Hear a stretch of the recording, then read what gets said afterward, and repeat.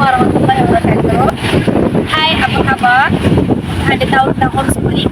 Homeschooling merupakan satu kaedah persekolahan yang mana dijalankan di rumah oleh ibu bapa. Ibu bapa berperanan untuk menyekolahkan anak-anak mereka, di mana setiap individu atau organisasi mempunyai homepage. Homepage yang mempunyai berbagai fungsi, di antaranya ialah untuk sebagai sumber rujukan, sumber buku, chat, email dan lain-lain. Melalui homeschooling, ibu bapa boleh menentukan sendiri kaedah pembelajaran yang sesuai kepada anak-anak mereka mengikut kemampuan, gaya pembelajaran dan minat anak-anak mereka sendiri. Antara faktor dan kelebihan homeschooling adalah aktiviti pembelajaran yang kreatif, iaitu belajar sambil bermain. Menggunakan kaedah itu, murid-murid akan lebih bersemangat dan dapat berfikir secara di luar kotak pemikiran mereka sendiri. Yang kedua adalah bersengkera satu ke satu, iaitu fokus akan diberikan kepada seorang murid daripada seorang tenaga pengajar. Yang ketiga, homeschooling ini biasanya dipilih kerana keluarga yang selalu gemar mengembara ataupun bertinggal sementara ke luar negara ataupun tinggal di kawasan pedalaman, kerana ibu bapa mereka tidak dapat memberikan komitmen dalam pembelajaran yang secara formal.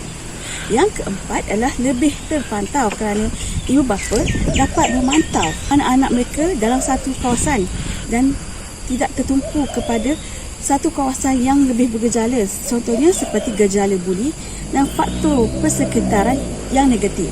Yang kelima adalah cepat berkembang kerana melalui homeschooling, jadual adalah secara fleksibel dan ditentukan sendiri oleh tenaga pengajar dan juga murid-murid itu. Okey, tadi kita dah tengok apakah kelebihan homeschooling ini kepada para pelajar. Jadinya kali ini saya nak terangkan adalah kekurangan ataupun kesan yang buruk kepada pelajar bila kita jadikan anak kita ni sebagai homeschooling. Okey, yang pertama, kekurangannya adalah kurangnya pergaulan antara anak-anak. Okey, macam mana dekat sekolah?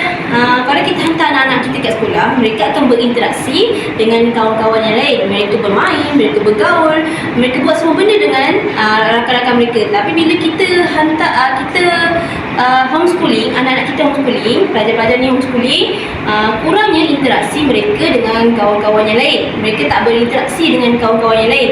Jadinya ini menyebabkan mereka punya kemahiran sosial mereka akan terbatas. Akhir sekali akan menyebabkan mereka tidak tahu nak bergaul dengan rakan-rakan yang lain.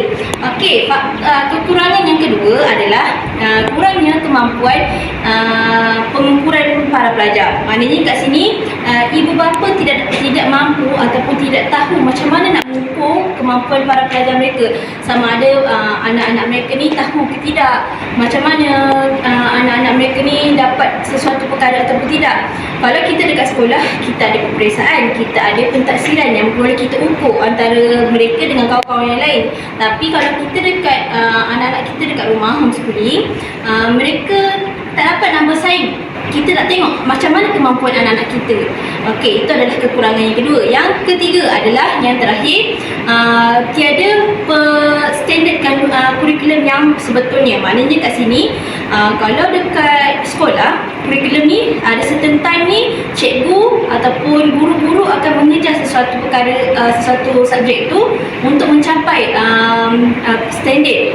Jadinya itu adalah kekurangan homeschooling yang ada, yang dapat saya simpulkan di sini.